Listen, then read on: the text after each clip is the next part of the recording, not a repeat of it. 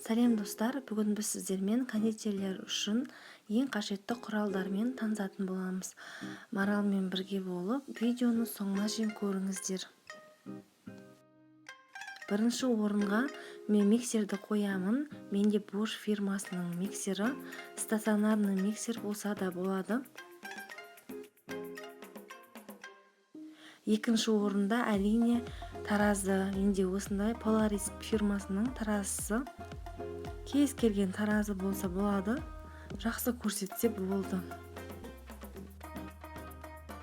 Үшінші орында осындай силиконды күрекшелер және де темірден тортты қаптағыш керек болады бізге. Осындай темір болғаны дұрыс, әдемі болып бір тегіс қылып тортты қаптайды. Және де осындай тортты қаптаған кезде осындай құралды қажет болады. Және төртінші орында мен әртүрлі бояғыштарды қоятын едім. Бояғыштар менде Топ Декор немесе Конди Про фирмасының бояғыштары өте жақсы, сапалы, жақсы бояйды. Және де сіздерге міндетті түрде әртүрлі насадкалар қажет болады. Егер сіздер кондитерлік жолды енді бастап келген болсаңыздар, алғашқында 3-4 осындай үлкен насадка болса жетеді.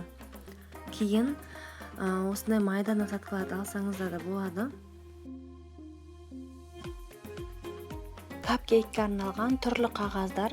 Бірінші қағазымыз қатты қағаз, бұл үшін форма керек емес. Екінші жұмсақ қағаз, бұл үшін форма қажет болады. Осылай пайдалансаңыздар болады.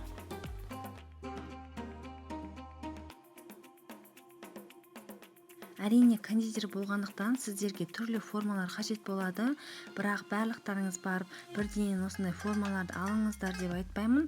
Сонда да бастапқыда 1-2 форма болса жеткілікті. Менде съемная форма және осындай үлкейтіліп кішілтілетін форма және де осындай кольцоларды пайдаланамын. Және тартқа арналған осындай түбі алынатын ыдысты да пайдаланамын.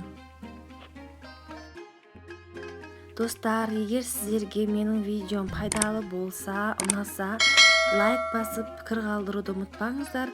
Менімен бірге болғандарыңызға рахмет.